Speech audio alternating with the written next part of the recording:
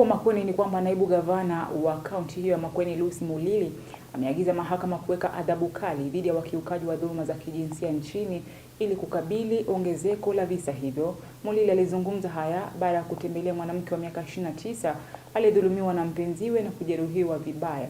Sasa hivi akiendelea kupata matibabu katika hospitali ya rufaa ya kaunti ya Makueni.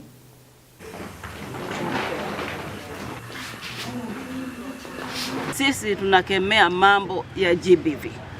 GBV ile kunyanyaswa kwa wanawake pale nyumbani, kunyanyaswa kwa wanawake ni jambo ambalo tunalikemea kabisa, ambalo ni jambo ambalo liko naibu.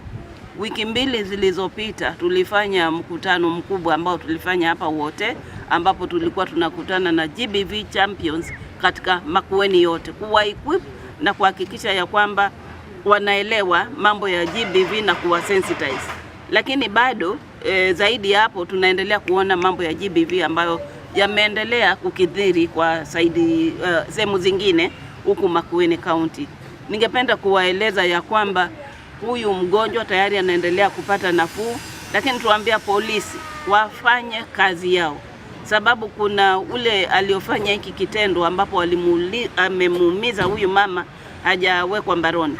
Tungependa huyo mshukiwa atafutwe, awekwe mbaroni, apelekwe kotini.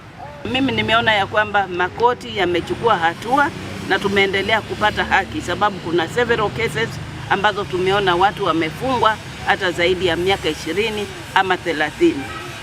Tunahitaji kuishi kwa community ambapo kila mwanamke, kila mtoto, kila mwanaume anasikia ako safe.